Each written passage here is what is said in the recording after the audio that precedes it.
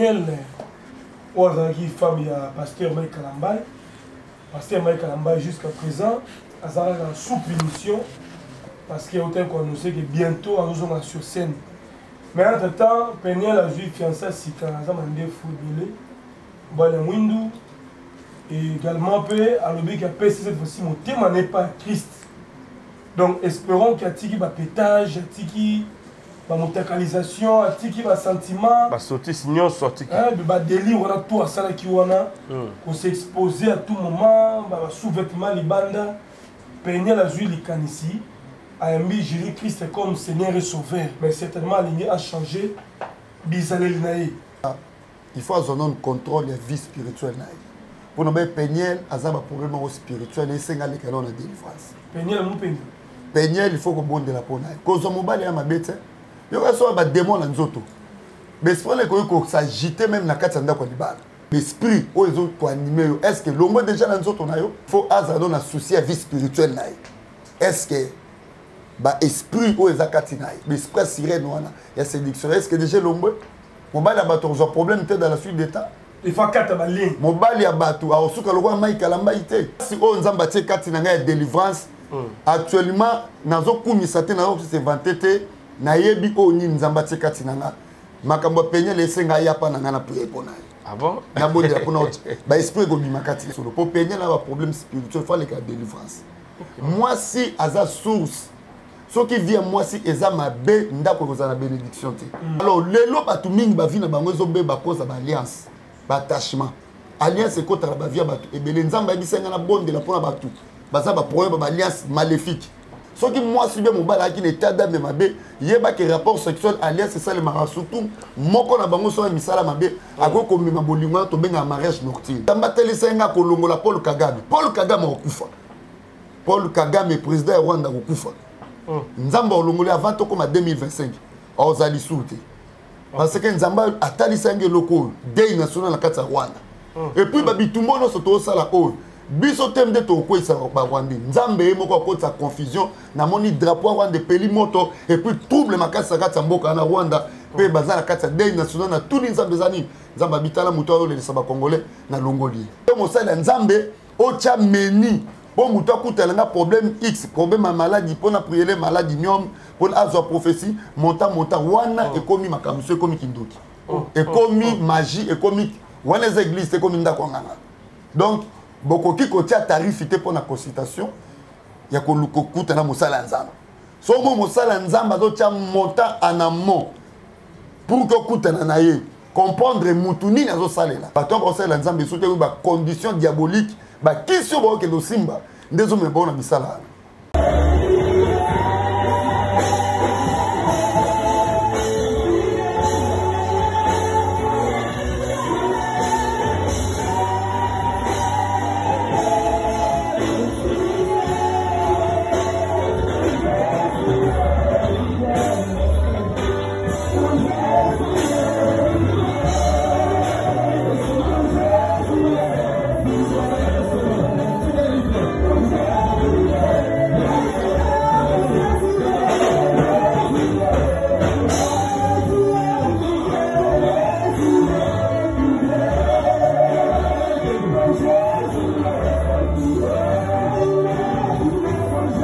C'est Papa Moïse prophète. Il y a église Hosanna.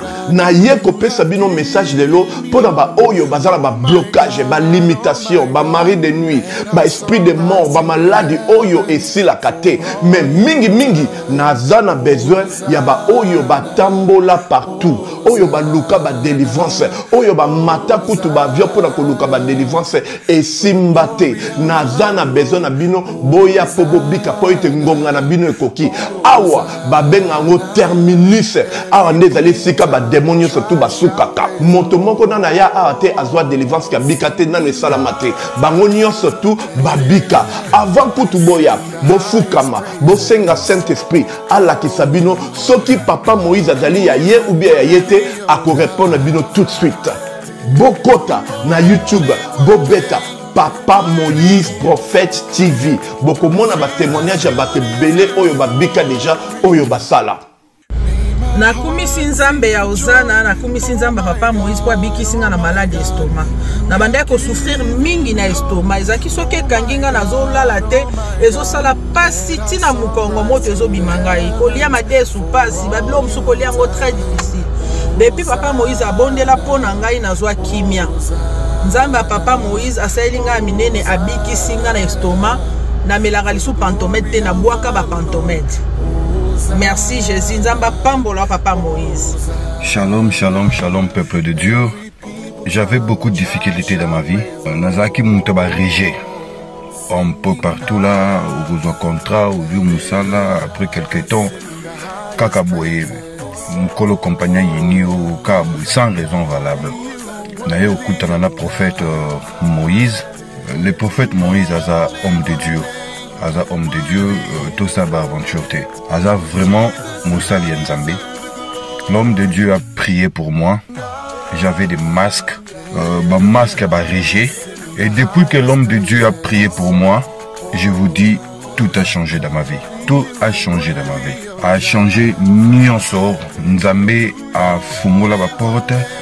Mon prophète Moïse, que Dieu te bénisse. Depuis 2012, ils ont locaté. Bah docteur Baibisanga Eko Yokati.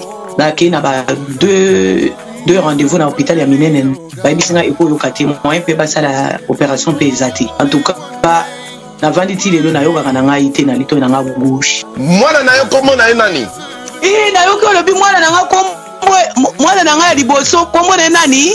Marcel. Nazoka na kangika lito yo kaka nazoka na oyo banda koyoka te ça veut dire que la yoki zambe na ngai oh na pusi ku téléphone musika pour fait my god nazozela bino nyonso tout na moto puissante chez Dr Cathy Munga. Comment na ngai sœur Cathy Munga nazali naturothérapeute nazali kosunga bandeko bazali na bokono ndenge na ndenge au moyen de plantes naturelles. Bandeko bazana ba problème ya ba hémorroïdes interne tout comme externe, infection urinaire, prostate, azoospermique, obota ezalité, rhumatisme, nerf sciatique, gouttes, règles douloureuses, glaucome, vision floue, motopathie intense, sinusite. Awa nazana kati ya laboratoire. Awa ndebisika na séchaka ba plante banzete ba makasa ya ndenge na ndenge depo nanga yango yo esika na salaka ba formi na ba solution nanga. Merci na équipe mobimba ya maison chez Cathy, en particulier Joyce Bolaba. Shalom, shalom à vous les enfants de Dieu. Na pesibilombo te na kombo na Yesu, c'est bien moi votre frère, le pasteur Israël Nash. Je vous salue au nom de Jésus. Je suis précisément à Kinshasa. Naza responsable ya Ophelina, Jésus est mon papa. Naye liboso na bino pour na représenter bino bana o bozomona na bilili pe ba difficulté tozanango. Na bandaki musala o ça fait longtemps ya koboko la bana selon ainsi dit l'Éternel. Mais ba difficulté ezamingi te ya loyer parce que tozo futela et puis difficulté au foot la bana minerval pour to chute au bandaki. To pesa qui avance mais tikali ndambo. Nazo banga ke bana oyo bakata classe bakoma nango na sukate. C'est pour cela Dieu m'a mis au cœur na lancé message oyo na batu nyonso ya motema malamu basunga bana oyo bozomona na bilili. Bana oyo bozomona na bilili ndambo na juna rond-point Ngaba, ndambo Victoire, ndambo Limité et puis ndambo l'état pesingai. Pona bande kolanga nyonso ba congolais bobi ba réalité nini to passer nango na mboka. Soki nga simple individu na ndimi kozwa bana oyo na bokola na ainsi dit l'Éternel. Ce qui l'État s'est décidé, tout le monde a sous fazer na zelati. C'est difficile, il y a aussi ngonga moko. C'est pour ça que nous lancé appel na bana nyoso nzambe pour na classe ya bana oyo, pour na loyer na bango, kolata pe kolia na bango. Na osenga na batu nyoso baza qui sensible, pe baza na motema ko sunga ba sunga biso pe ba salisa biso. Toza na commune ya Kalamu, quartier Kauka, référence ya monene tukangamina université Kimbangiste, avenue comme on a Marin, le numéro 16. Le numéro de téléphone, biso pour na bateau, balingi ba contacter biso pour na ba détail mon sous ils a plus 243 89 72 32. Voilà, merci à tous et à toutes, mesdames et messieurs, chers amis, téléspectateurs. Vous nous consommez sur Super Promo 243 TV, mais également sur Équilibre Télévision, les deux chaînes partenaires. C'est bien moi, Jérémy Lemba, les renards du désert. Un grand merci à tous nos abonnés, mais aussi à tous nos partenaires. Il y a le Jean Bala de Madrid, les boss et Chicha Chimbo na Turquie, le vieux Bobo Batombo et Maman Lani de Canton à Londres. Mesdames et messieurs, je ne suis pas seul, je suis avec mon confrère Yves Ipan. Nous allons tenter de collaborer ensemble sur ce plateau. Tout ça, évangéliste Michel Ekouchou, l'homme de feu, tout le monde un peu développer sur l'actualité, ainsi que Marameta de Bonzambé. Yves Ipan, bonjour. Bonjour Jérémy Lemba, bonjour Nabandagou Souboningara, c'est pas promo 243, aussi Équilibre Télévision. Nous sommes là pour vous donner toujours les informations comme d'habitude. Aussi, to Côte Sabino Kati Pembeni à Nzambe, où il y a ça qui est Bissona Bino Tozala. Alors, Tozana évangéliste Michel Ekouchou. Donc, l'évangéliste majeur Ndinga Bingakaye, Tozani Awato Solola, moi et Belé. Et voilà. Merci Jérémy Lemba. Voilà, ça c'est bien. L'homme de Dieu, bonjour. Bonjour Jérémy Lemba. Tu démarrer la prière, papa. Seigneur Pambola Missoalelo, Pambola Yves, Pambola Jérémy et Nabandeko Bolanda Biso, Nasengi Molimo Nzambe, Pesa Biso Maeli, Wete Mission le Kanakimia, et Bandikino Suka, Wezali Nzambe Te, Eza Musika na Biso, na Kombo Jésus-Christ. Amen. Amen. Voilà, merci l'homme de Dieu. D'abord, bonne évolution à MED, Église MED. Et puis, poursuite, il y a la prière d'attaque au Roussala tout. Voilà. Matin, midi, soir. Ça peut pas résulter dans ma vie. Ainsi qu'achat parcelle pour la Kaka Bissongo. Est-ce qu'ils ont continué de stopper dans le nom? Merci beaucoup. La réponse non pour l'achat parcelle. Dans Zambie, tout un service et achat parcelle. Dans le bâti, dans l'église, dimanche passé, quand on a lancé service et achat parcelle, tout c'est il y a $100 000 pour tout son Nzambe parcelle, tout on a payé Balamoko. Donc tu as qui $100 000 et un bon rebelle. Mais ils ont un boss, il y a Christ, on Nzamba Pamboli. $100 000 on a le quoi argent de poche. Et pas Nzambe le remuqué. Donc nous avons lancé appel et achat parcelle. Peut-être que Ndekolangai. Oui, bien, on est sur ça, la réponse, ils ont alliance sur ça. Au sommet des hommes parcelles, on contribue. Na on zamba au tchawake, au bengi biso, ce que vous tirez dans l'espèce, ou qu'on recommande biso. Ou soit, ils sont dans la parcelle, dans le secteur Yangalema. Ici, l'église est allée.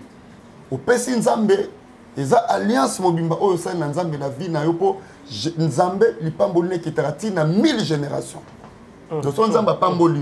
Même na bakoko, na yoti na 1000e génération, va bénéficier na yam. Donc, ils ont lancé service na ba o ba di grandeur à Jésus-Christ. Nayaka année passée, une année passée, ko senga bino pona totongi na Nzambe. Ba o ba yebi ba o ba pesa bazana bazola nanga mbongo na bango kota musala ya Nzambe et puis Nzamba pambola ka ebele. Ebele ba maladi elimo ebele Nzamba fungola ba vina bango. Siko toye na achat ya parcelle. Ou aza touché asombela Nzambe lopango. Ozana okoyipe ko salela Jésus-Christ eloko wana. Osombeli Nzambe lopango. Nzambe azaka locataire ti. Yango kola bisinga lancé na ko toucher bana nanga pe bokozwa lopango kala mingi te l'espace à 6 mois lopango mobimbe koka. Amen. Secret à kopesa la rani. Secret à kopesa. Bible surtout na oya musala na Nzambe. Surtout na musala Nzambe. So pesa mingi na œuvre Nzambe. D'abord ozo créer alliance moko entre mutu na Nzambe. Parce que il y a des choses que comme là na vie. Au bon délité, rien que quand on pesa qui Nzambe intervenir. Ba o ba pesa Nzambe na motema bazali. Ba mona pe ba résultat. Parce que ça ba combat musu yo sambelité, musala Nzambe sambelité. À cause de l'oko pesa qui Nzambe alliance seulement qui Nzambe kiti sans que vous priez à défendre. OK. Et ça avantageux na bana Nzambe pour pesa na carte évangélisation. Et surtout ba o ba ça na la combo ya nguya Jésus-Christ. Ndenge biso to senga achat ya parcelle. To za na commune ya Ngalema bo sombeli Nzambe lupangu. Ça n'a rien à voir parce que on Nzambe opesa ko leka oyo ko pesa. OK. Et ça a un avantage makasi. Ko pesa Nzambe et ko réclamer yo na bon.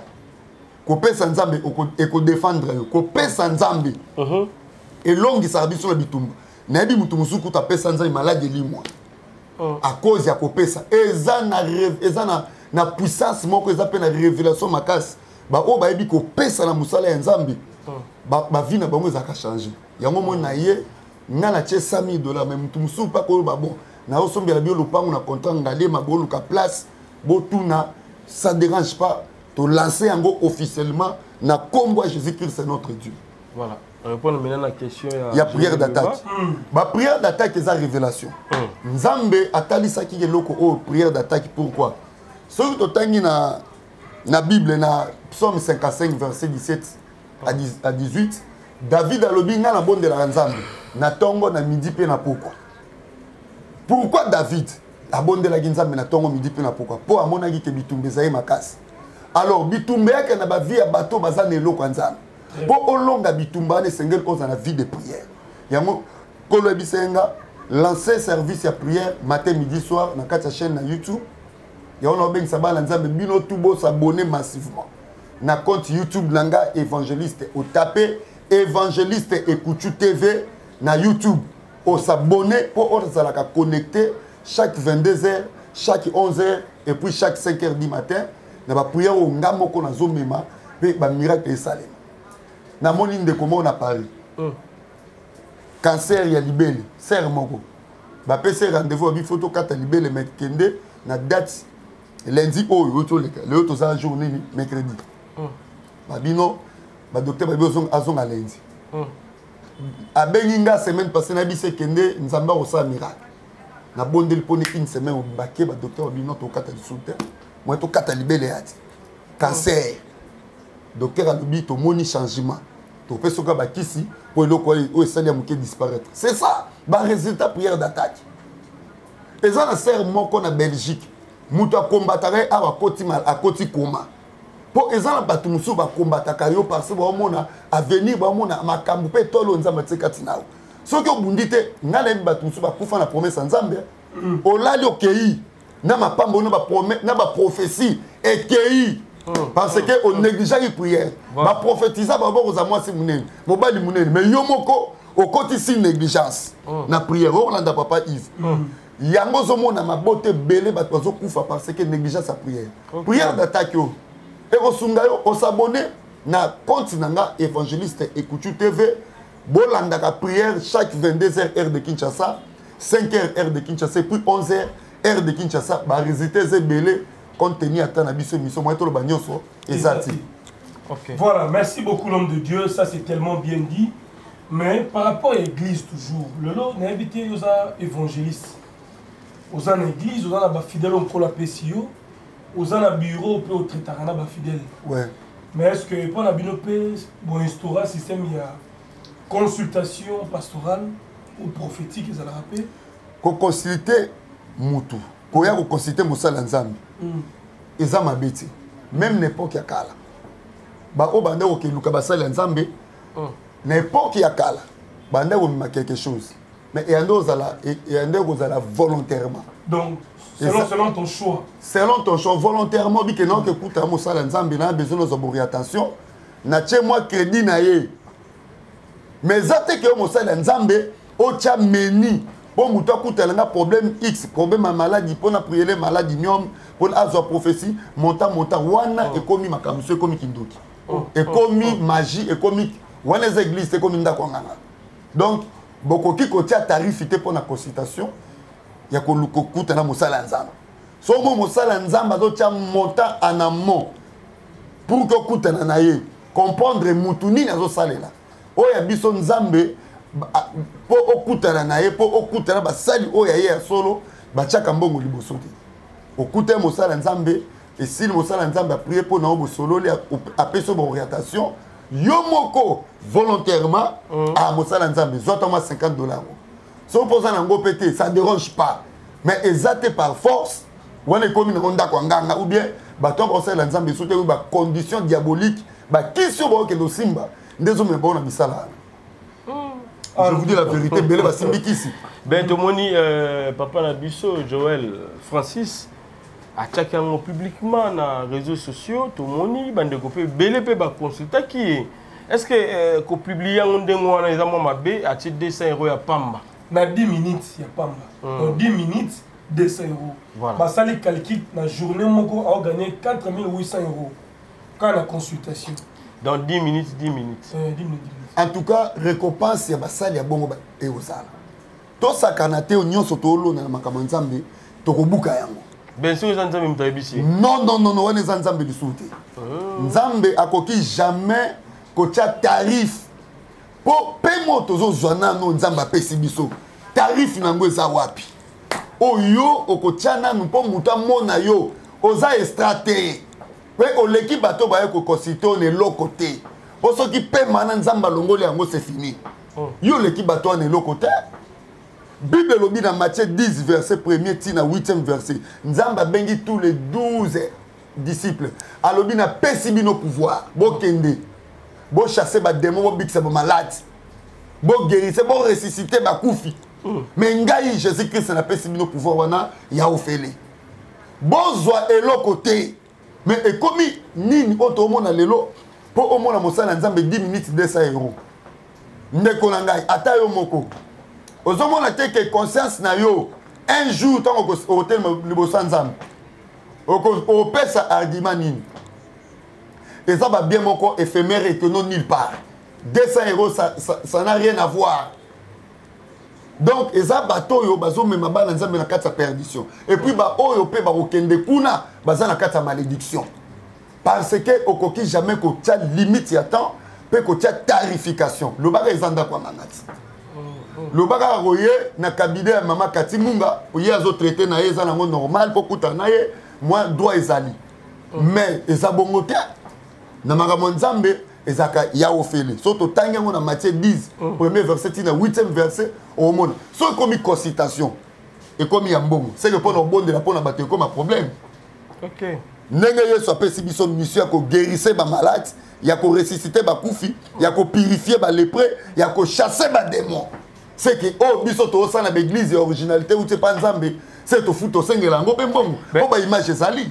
En fait, Ezaranini, Ezali plus ba pasteur ba salaka musala na nzambe ata plein na ba ope ba kindaka moi boulot na bango yebi ya beta moi libanga ne quelque part. Moi singa mbongo ezate to eza pena ba oba mi pesa pena musala na nzambe journée mo bimazaka wana nde baluka ba mbongo bi Ezaranini. Non papa. Je vais expliquer.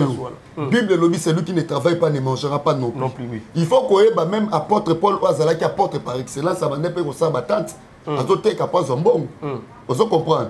Donc, ça là, c'est très important parce que tout travail procure l'abondance. Aux hommes, oui, nous sommes serviteurs de Dieu, mais nous sommes fonctionnaires à l'État.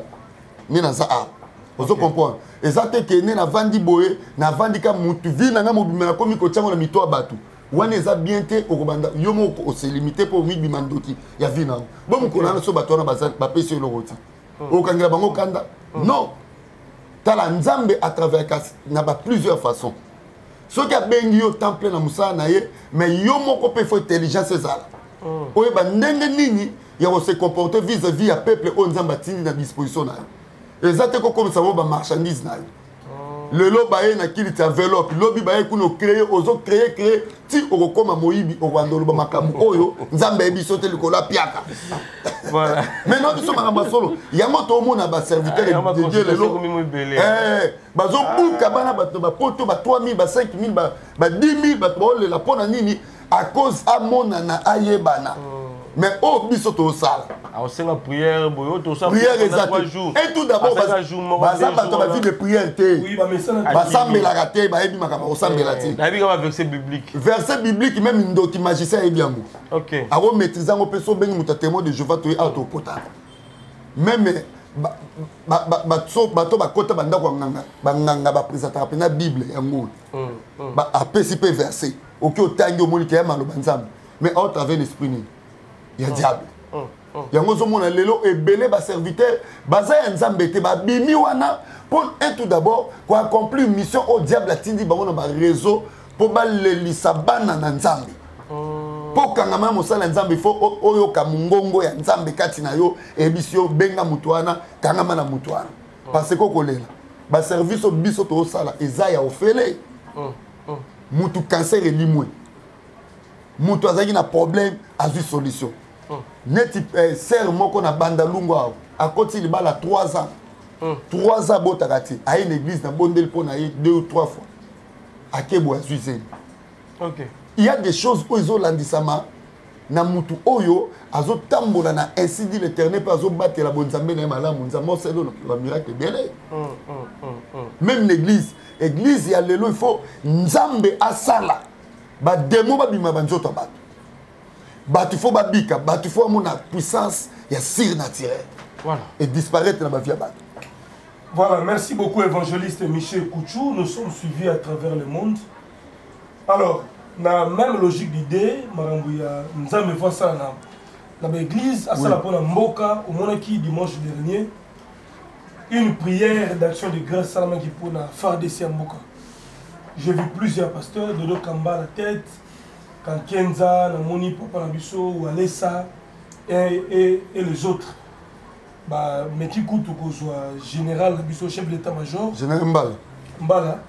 Bah, tiens à genoux, bah, encercler, bah, poser ma boue dans mon colon pour nous déclarer victoire na FARDC, victoire na Congo et tout. Ce genre de prière, oyo, bah, pasteur, bah, au Sanganaka, cette fois-ci, bah, même général Mbala, bah, tiens à genoux, bah, semble pour la FARDC. Pensez-vous que Togolonga Bitumbao dans le Sambo, est-ce que comment votre solution dans la prière? Bien, il y a encore à faire. Merci beaucoup, Jérémy Lema. Oui, mais ça, Mboka na biso Bitumbawana et vous mingi. Oui, et ça spirituel, tout ce que l'ina acte wana basali, et ça acte moko louable. Ko sambela pona mon chef d'état-major, azaloko la général Nama, n'époque il y a Kala.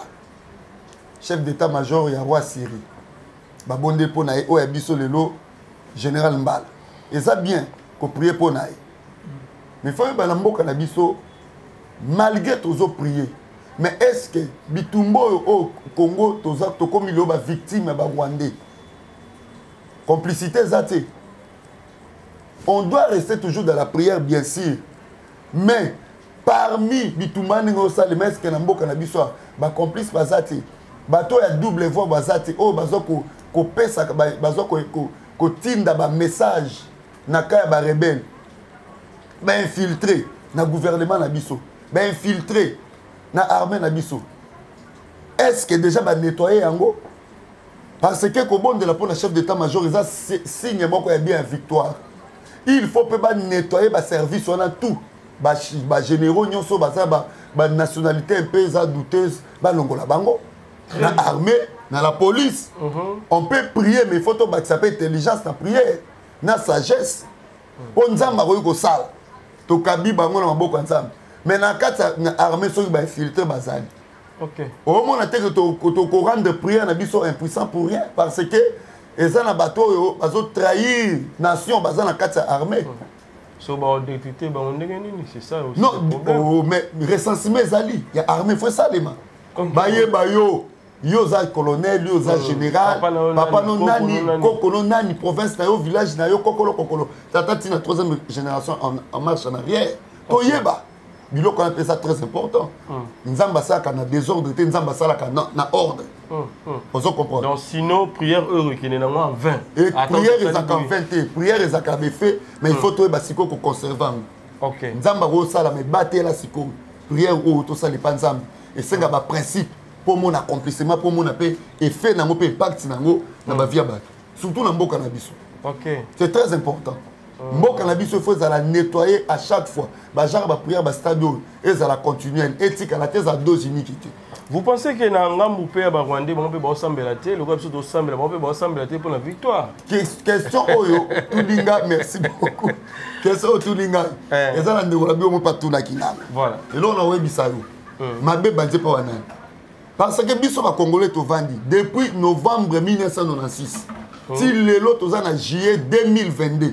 Papa Ivipan. Congo et tout le monde la Rwanda ta mukolo moko te. Mais bato ba uta na ba Rwandais kuna ba yana bango na Congo. Ba Rwandais baza ba problème. Ba Rwandais baza source ya malaria Congo. OK. Ba Rwandais ba yana mboka na biso ba découvrir richesse en mboka et puis si bango jalousie ba ngiba s'accaparer na mboka ba se poser na mboka na biso. Et ça la gâté. Si on va dans la mboka ya bato, il faut respecter les normes ya mboka na ba principe ba loi ya mboka wana. Ba mo siko ba ina ndenga violation. Ba zo sambela nzambe bien sûr, mais prière na bango nzamba koyoka yango te po bango nde bayende ko attaquer biso soki biso ne tokende ko attaquer ba Rwandais engeza autrement yango moni Rwanda nazo déclarer et que ça la pays moko mal vu ba Rwandais ba kozala mal vu partout dans le monde entier et puis nzamba telesenga kolongola Paul Kagame okufa Paul Kagame président ya Rwanda okufa nzamba olongoli avant to comme 2025 ozali soute parce que nzamba atali sange loko dei national na kati ya Rwanda et puis ba bitumbo no soto sala o biso tem de to ko isa ba Rwanda nzambe moko akota confusion na moni drapeau Rwanda peli moto et puis trouble makasa kati ya mboka na Rwanda pe bazala kati ya dei national na tout nzambe zani nzamba bitala muto le saba congolais na longoli. OK. Bible lobi bien nzamba ko permettre te ba magicien ba vivre. Donc bitumba wana ya Rwanda eza bongo nzambe ndako akosisa yango mais ba prière na biso ekepamba te mais photo bakisa mayele to ba nini to kosa na armée na la police na ba service de sécurité na biso pour na ko nettoyer yango to tikela ba origine congolais pour bitumbe kenti na suka. OK. Donc eza bongo. Merci. Voilà, merci beaucoup Yves Pan. Nous poursuivons cette émission lentement et sûrement. Mais quand même, il y a d'autres questions, il y a sensibilité. Oui. Tu as bien Péniel, où il y a pasteur Mike Kalambay. Pasteur Mike Kalambay, jusqu'à présent, il a une sous-punition. Parce qu'il y a autant qu'on sait que bientôt, nous sommes sur scène. Mais entre-temps, Péniel a vu fiancé si quand il a demandé footballé. Balamwindu. Et également, à l'objet qui a passé cette fois-ci, mon thème n'est pas Christ. Donc, espérons qu'il y a tiki ba pétage, tiki ba motakalisation, tiki ba sentiment. Ba sorti sinon sorti. Ba délire on a tout à ça qui on a. Qu'on s'est exposé à tout moment, ba sous-vêtements les bandes. Peigner la juile ici a mis Jésus-Christ comme Seigneur et Sauveur. Donc, tout là, on va la juste quand ceux qui ba balana, te rekenti na suka, mais certainement l'aligné a changé bizalel naï. Et tant que homme de Dieu oloba mingi ba makampo na Péniel vous qualifiez Gendoki Sirène vous qualifiez Ndumba et tout tant aussi le kanissoi yo koloba nini bon il faut ko landela ye ko sumbena ba prière à Zamutu ou azangi mabela mokila zati très bien mais là on senga il faut avoir un contrôle de vie spirituelle naï pour nous Péniel azaba problème spirituel et senga le kalon na délivrance Péniel mu Péniel Péniel, il faut que bonde la pona. Cause mon bal ya mabete. Yo ka so ba démon na nzoto. Mais c'est pas que s'agiter même na katanda ko libala. Au moni que bali mais après quelques temps libala un peu baby parce que problème sur les spirituel na vie mutu soko traitant ngote, il y aura toujours des conséquences dans la suite des temps. Cause mon bal ko présenter mon bali et ça mabete ça bien. Mais est-ce que vie na yo moko de kolanga Péniel? O leki na délivrance, ba bonde le pona yo. Est-ce que l'esprit, est-ce que l'homme déjà dans nous autres, donc c'est un peu ça. Donc, qu'on souhaite bonne chance. Et ça, on m'a bêté. Il faut observer, nous, total, nous. Observer Péniel, il faut qu'observer. Mais il faut qu'observer, tout ça dans le temps. Toye basi réellement ma kamolobi est-ce que c'est solo ou bien c'est un lokuta. Mais pendant qu'on mobile. Asa moi si faut sonner mobali à cause de mes bon outil. Mais il faut azado na souci à vie spirituelle naï. Est-ce que ba esprit o ezakati naï, l'esprit sirène wana, ya séduction. Est-ce que déjà l'ombe mobali abato zo problème dans la suite d'état. Il faut quatre balines. Mobali abato a osuka le roi Mike Kalamba ité. Na souhaité bango malheur té maintenant souhaité bango bonheur mais Péniel aye banane kota la vie naï moko spirituelle. Et ça baka on a bagi Péniel il faut y en a bonne de la ponaï. Péniel, il faut y en a bonne de la pona. La pasteur aussi. Non, grâce aux Nzambati Katinanga délivrance, actuellement, Nazo Kumisate, Nazo s'inventé, Nayebi Oni Nzambati Katinanga. Makambo Péniel et Senga Yapa Nanga prié pona. Ah bon? Na bonne de la pona. Ba esprit Gobi Makati. Et puis ba demain Koloba. Rosolani Nina Mobali Nae. Oazi. Mobile nouveau fiancé à Zanae. Nazo Kele Mawape, nouveau fiancé, Assemblée Mingi. Pour naboy akoya na sort ya Mike Kalambay. Donc nazo biso ya solo pour peigner là problème spirituel faut les cas délivrance. Moi si so kaza na problème spirituel surtout sur dans l'esprit ya sirène ato latisi alliance yaya oke musala otiki ya kokotisa mobali na ndako ou bien ntango oke musala ye pa bimi ake na ye makambo na ye aokalkule batano sr o mobali nanga déjà kalimita azongi yo mpe ntango ozongo okuti mwasi na ndako okanisa asala eloko te oke asali makambo bie mwasi aza source soki vie mwasi eza mabe ndako ekozala na bénédiction te yango lona ote ya kutu mokolo na kati l'église baalliance alliance eza boyokani alliance yango moni mwasi na mobali so babalani batiaka lopete na musapi eza symbole etalisa boyokani na bango alliance oyo basali oyo akotrahi moninga aza te union attachement alors lelo bato mingi bavi na bango ezobeba koza baalliance battachement alliance ekotaka bavi ya bato ebele nzambe ayebisanga na bondela mpona bato baza baproblème baalliance maléfique obima na mobali moko se otika mobali wana kala mais yoka basymbole baalliance nango osala biso pena détail baalliance ezalaka ndenge nini mosusu amonaka toliaka ndenge ya fufuki ya amitié mais alliance déjà bokotisa de alliance mosusu bakoma bapire bato mosusu baliaka biloko moko moto mosusu bamela na bamakila voilà memela biso na baalliance wana tokenda ndefikelo pour 2 minutes merci beaucoup alliance eza eloko ntango nalobi eza boyokani alliance ekosalema verbalement na monoko alliance ekokota na vie moto na nzia batachement omoni neti Naomi na Rit azalaki la Moabite azalaki na origine ya kindoki mais vie ya Rit ezalaki influencé na bonzambe ya Naomi ozo comprendre attachement et créer alliance Bible lobi l'homme fait cesser les ténèbres automatiquement origine ya Rit ekufaki à cause ya attachement alors ya mibale alliance monsieur koya par rapport sexuel mobali na mwasi ntango bosangani sans mariage baliance esalema yango moni mwasi na mobali bovivwaki bakicopinage bokabwani oyo ake nzela ne mosu ake nzela ne mais olotaka mobali wana kaka bozobima na ye olotaka kaka mwasi wana parce que biloko bosalaki soki mwasi be mobali ayaki na état d'âme mabe yebaki rapport sexuel alliance esalemaka surtout moko na bango soki misala mabe akoki komema bolingo wana tobengaka mariage nocturne ekomi ya butu nomoni ke okanga mwasi na mobali moko boya ye te parce que eza baalliance moko bo mwasi wana akotisa yo alambaka yo papa na bolingo wana ya bondoki atravaillaka sexe na ye ntango ozokota kuna ozomonaki comme si awa na mokili oyo mwasi mosusu lokola ye aza te eza deya basexe mosusu basi batravaillango na ndenge ya kindoki yango mobali mosusu akoboya mwasi wana te azokange na mibali akokange na bambanda ndenge na ndenge me akoboya ye te kindoki eza na kati eza mpe vice versa mobali mosusu mwasi mosusu okangi mobali na yo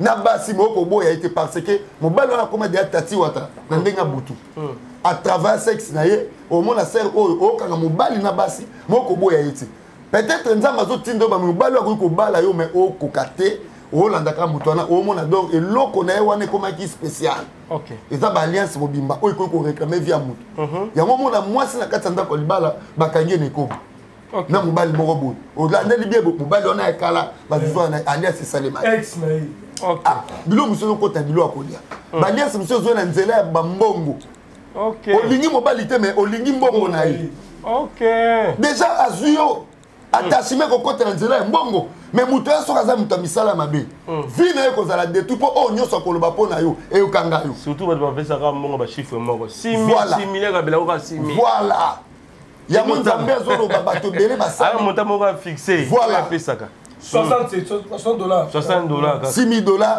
600 000 dollars 60 000 francs congolais 600 000 francs 600 dollars azomemona badollars amemona bafrancs congolais chiffre 6 donc cela montre que yo moko na moto mobi oyo mpenza nalanda ye ka mpo na mbongo mais yo lobi ozochina ye mais ye ayeba eloko osala na bomoi na yo alliance mobimi moko ozomona basere ebele mabala ezozala te okoli age ya libala ekei marche no ezalaka bien te ese okontrolaka bato wana yango nazobondela mpona kokupe baalliance wana mais siko le plus pur eza nini mpo bandeko mosusu tomonaka na bomwana kokola na bango na quartier na veni même baliana bamelana na mamakila voilà est ce que wana nde eza mabe makasi koleka nyonso totangi yawa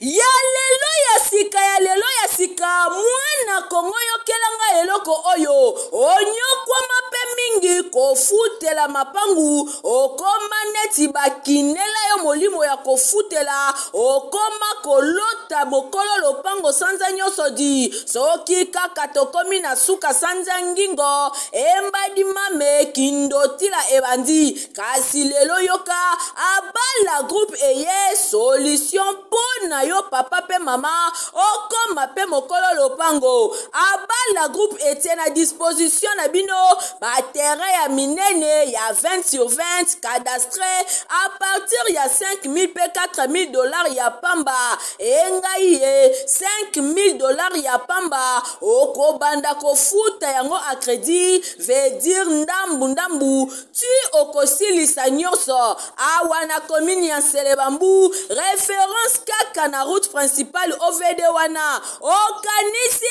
esili ten abala groupe ezana ba mibange na ba concession ya kosakana te na Lutendele na commune ya Mongafula na Kimwenza gare référence lac Mavale ya boye okonyo kwa malisusu nini solution esi ekomi abala groupe eko pesa yo opportunité o souscrire na mabele oko makolo lopango kasi oza kofuta mbongo ndambu mukie ti okosilisa lopango ekomi ya yo mikanda nyonso okozwa courant ezali forage pe ezali po ozwa mai kitoko kutu soki osombi bango moko bakoki kodefisa yo sima obanda kotonga malembe ti okofuta o mettre en valeur parcelle na yo ba terrain na bango ezali pene ya makadam mosika te véritable libaku ezala te na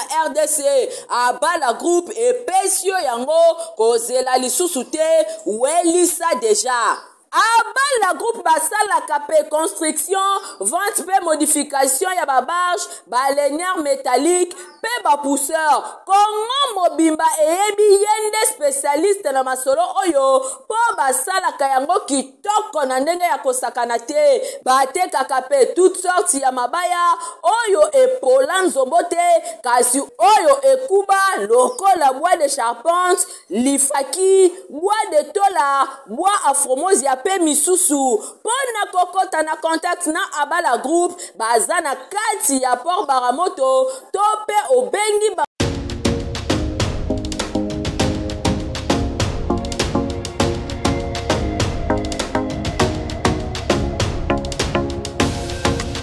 sango malamu babombaka yango te ça fait longtemps tobomelaki bino sango malamu ya agence de voyage Safari Travel oyo ezomema ezosunga bandeko congolais na mboka Chypre oza na mwana na yo alingi atanga jeune congolais diaspora mema ndeko na yo na agence Safari Travel, agence de voyage trop sérieuse. Frère Nabisson Benjamin ayeko pangusa pinzoli na miso ya bandeko na biso oyo ba eskrokaki mingi pona ko faire voyager bandeko na bango na mboka Chypre. Safari Travel ezali malamu pona bandeko balingi ko se migrer na mboka ya Chypre ya Union européenne. Safari Travel ezali ko faciliter bandeko na biso pona visa étude na mboka Chypre. Safari Travel c'est trop sérieuse. Diaspora bonyokamaki mingi na ba dépense pour nous faire voyager bana na bino pe bandeko na bino na mboka Chypre. Tala solution yangoyo avec Safari Travel. Soki bolingi bo contacter ye bo bengi na ba numéro oyo. Agence na biso ezali sérieuse makasi. Confiance na moi na mboka Benjamin ezali agence pour na biso et pour na bino ba congolais. Agence Safari Travel ezali sur place na mboka Chypre. Na mbongo mukie penangonga mukie bandeko na biso baza na Chypre.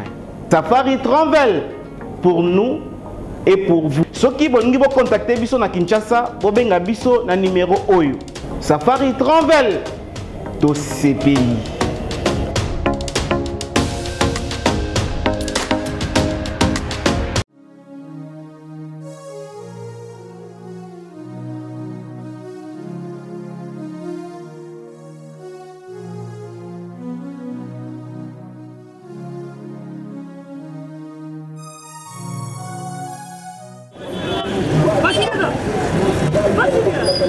Pick up DiCaprio.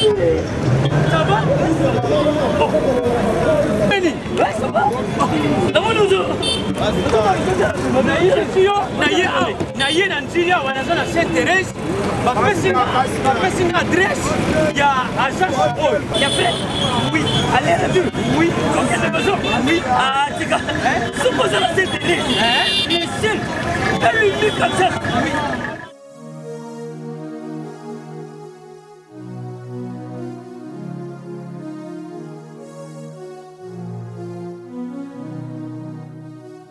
Station Saint-Thérèse. Oui. Ce commis Saint-Thérèse. La mission. Si moi n'ai exactement. Mais ça ici il y a kubunga te. Service. Ponctualité. Respect. Et puis bango. Balo la rapide. Oh, 40 jours. Mais ngal kutu 45 jours il va payer ça qui wana. Et puis kokeli te mbala moko ba bengi ngai. Aza mundeni? Non. Yes, du service. Poso mwindi. Mais ma canicile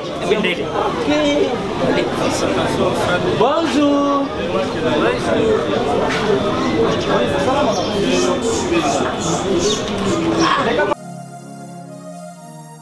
Papa Julien, DiCaprio, Papa Julien, DiCaprio, Omonio, la JB service. Et puis il y a José Baïla. Il y a José Baïla. Ah, moto moi de le maïle mo. Il y a Mundede. Attention ton ganayo. Moutego le guaté, on va s'attendre au bimba. Yango jibe service et Zakaka on a qui chacha. Oh, Angola, Brazzaville, Tozuket, Kalamengite, Mokili Mabimba. Ah, une aujourd'hui. Donc à longo de Bishopil, il y a Makambo et ça qui 40 jours, mais au moins la contenir ça dit 6 mois. Papa Sylvain, il y a mis ça dans ma voiture. Oh, bah ça va me décoller. La la photo. Place il y a série, il y a côté Bilo. Et ça il pas y a José Baïla. Cyber service. Et ça coupé tabango toujours. Frappe finale. Frappe finale retour. T'inquiète. Ah ouais. Pas José. Bateau ba melana ba makila na bomwana. Na kadi bozaki na connaissance ya makambo te bozaki jeunesse au moins sinango kati Gillette ou Mélisse makila vraiment faut na bonde la pona bakaba toana. OK. Yango ndezo memba complication makasi le loba alliance salemana alliance par le sang. Yango moni même Christ pour nzambe pour sauver mon kili atinda ki kolo yeso kufa makila na e sopana pour racheter l'humanité. C'est très important. Alliance oyo et BBC ba vie bat opesa mbali la bise. Na ba fait est-ce que monokolo opesa mutu la bise. So ya mutu wana bolela bambanga alliance mobimba. Aussi ça penya mobali wana olembola sexe moi wana alliance kota bazé ya moi wana tambola monoko o mela kita libumobi ça c'est l'amour. Le loko boya moi wana ti.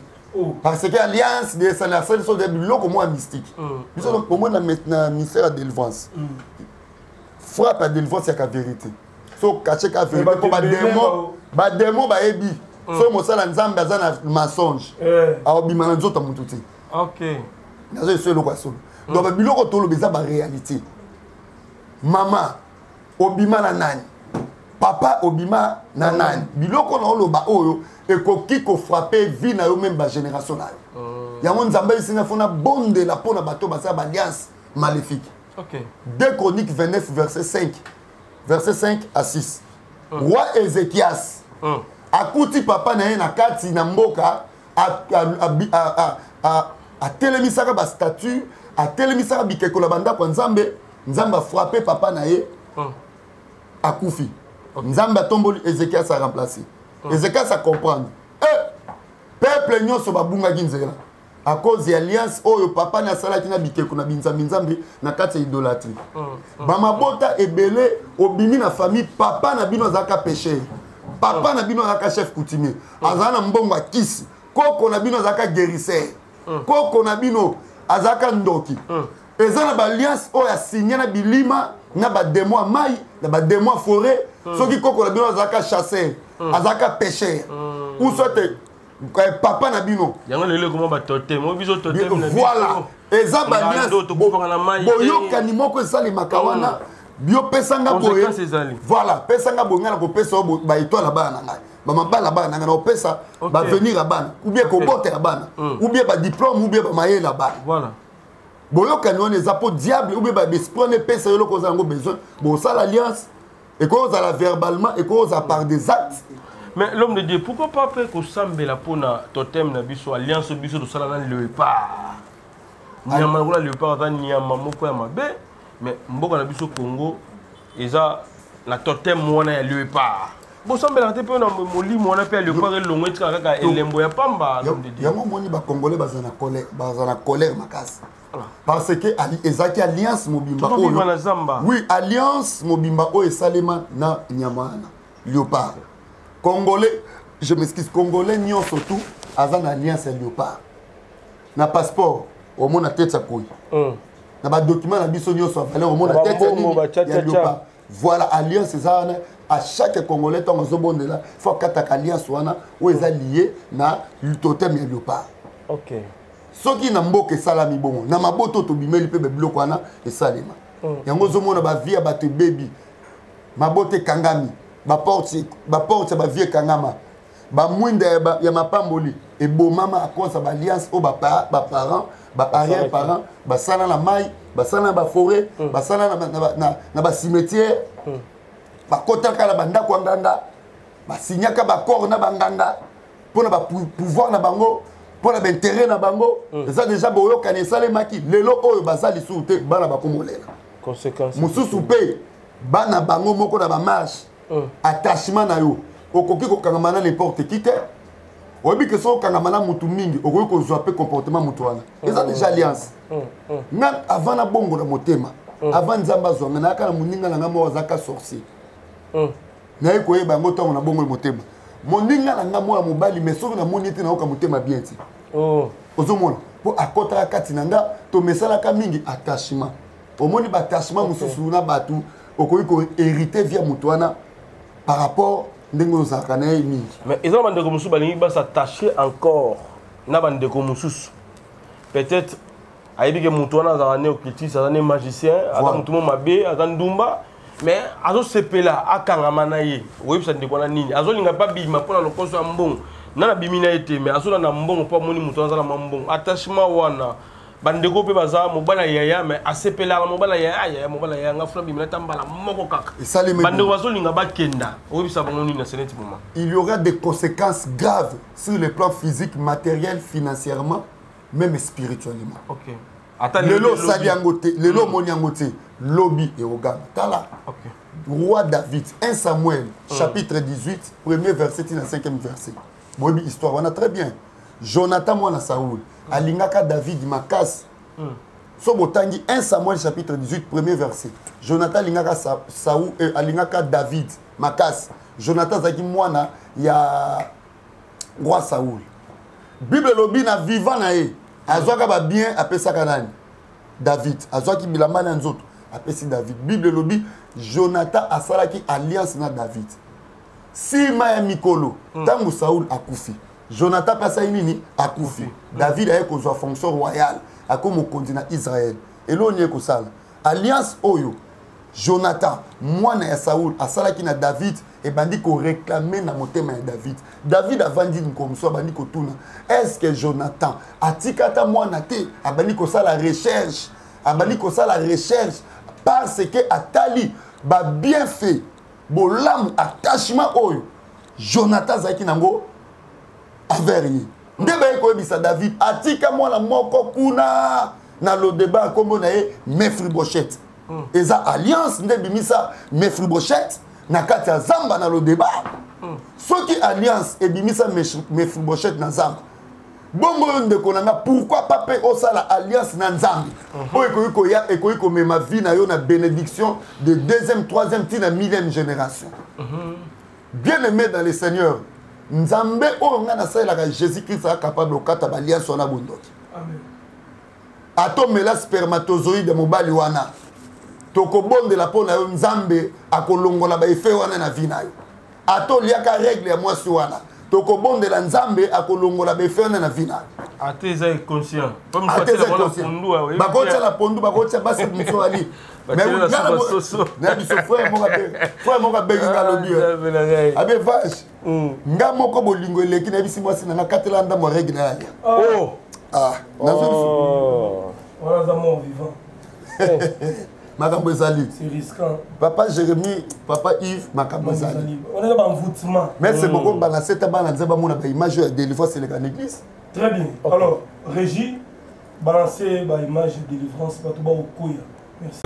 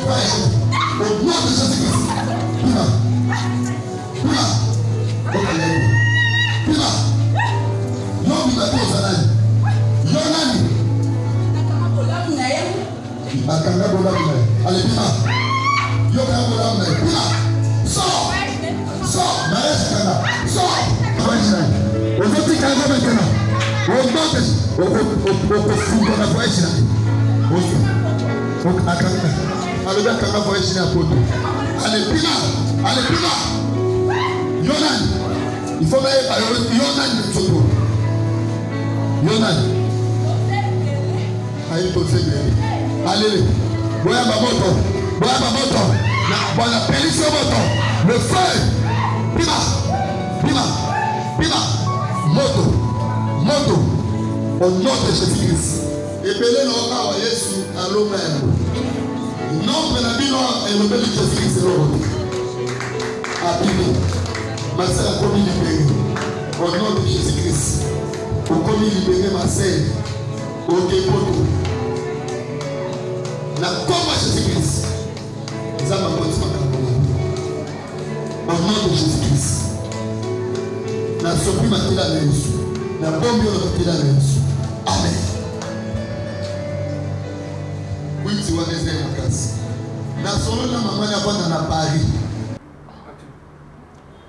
Voilà, des retours sur ce plateau, mesdames et messieurs. Lentement et sûrement, tous chité déjà. On a mon live. Comment est-ce que l'homme de Dieu, l'évangéliste Michel Kouchou, Nangouya Nzambé a délivré Bandeko. Maintenant, on y peut maman Katimunga. Parmi les fidèles Kuna, ou tout cas. On a dit un peu vétoni. Et ça, il onction imposé les maboko. On a puissance. Imposer les maboko par terre à quoi. Il y a une puissance qui était là qui est dans ma casse. Très bien. Pour hier, à Zarapé, modératrice de l'église, il faut pas évacuer que nous avons une identité dans les mois. Au bat ming bakansanet, il y a naturothérapeute, nous avons sonné ma plante, à Bazaraming bandukité. Binomo en image, imposition des mains, à coquille qu'on supporter pour moto bimalobo qu'on a sur Nzambo. À Nzambi soit latinga et donc moto bimamakas. Moto. À Kiti, à Koué. Au moins, la fille Moussou Bazara Bisprezo Loba. Cela montre que nous avons un Dieu, Jésus-Christ de Nazareth. Au bas de moi qu'on supporte. Très bien. On va dire pourquoi.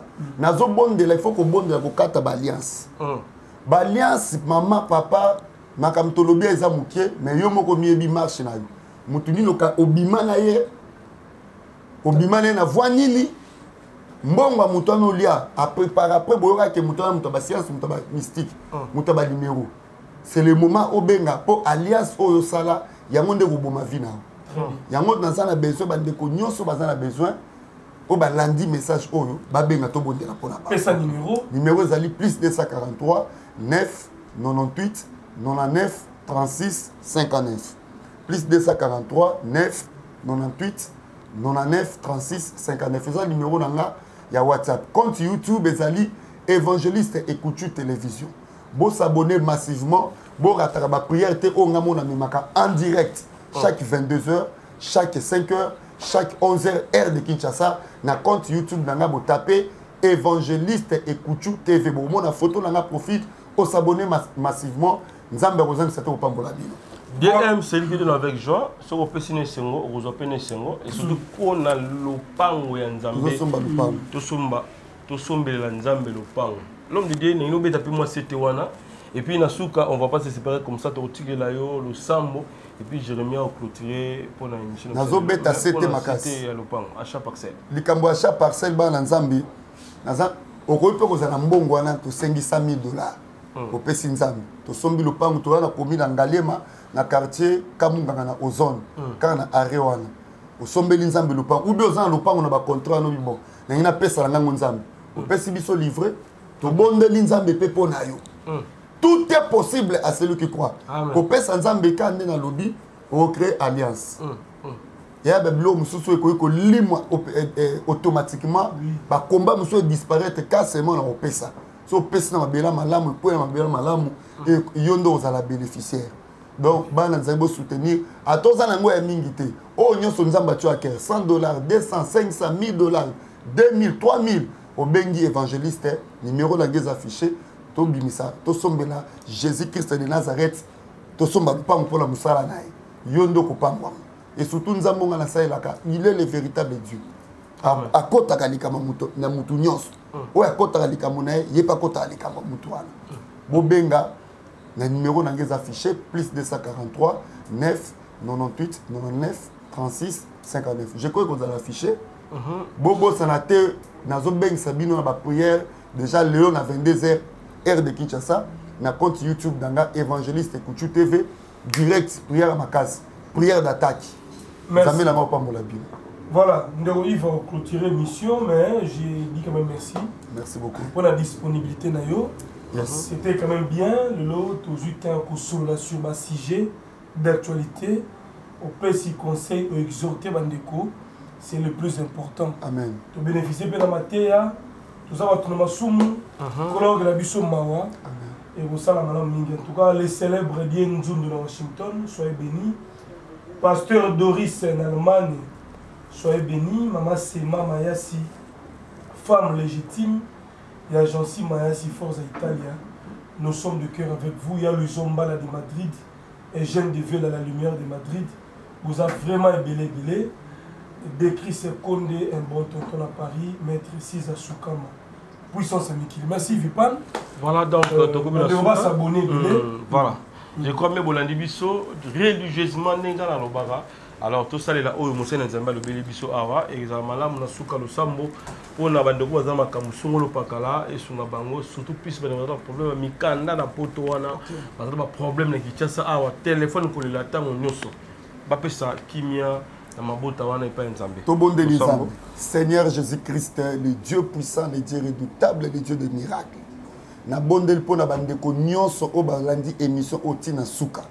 Bandeko nyonso bazana ba problème na maladie ya mukongo estomac cancer force ya sucre tension paralysie maladie démoniaque trouble mental puissance maladie sida nguya maladie ya mot de ténèbres infection faiblesse sexuelle hémorroïde au nom puissant de Jésus-Christ n'a déclaré guérison miracle. Car si Kosimbi au Tchelo Boko na yo, moto na Nzambe kita. Pe nazo déclaré la bande konyo so bazana ba problème d'administration, ba document za ko kangama. Na fungoli ba démarche na bino. Zwa document na yo. Mutu nyonso ba kima na ona mbongo. na sengi mutu wana akima na mbongo akima na lipamboli na yo butu lelo kolala kimia te akolota ope akobenga yo au nom de Jésus-Christ na bondeli na mutu nyonso amonaka ba présence ya bato bakufa bandoto bato bakufa molimo nona kati ya ba cercueil na ba prison ne buka ne panza na cercueil wana zika la moto yoko kufa te date nyonso ba pointaki pa bandoki année nyonso semaine nyonso jour nyonso ba pointaki po yo kufa na nila par le sang de Jésus pe na sengi grâce ya Nzambe zaliko na bino na déclarer bénédiction et landabino dans tous les domaines petit mien Nzambe etambo na bino au nom de Jésus-Christ de Nazareth. Amen. Amen. Voilà, merci. Voilà, maman Claudine Louye. Maman Kati Munga. Maman c'est Mama Yassi. Ah, donc, maman.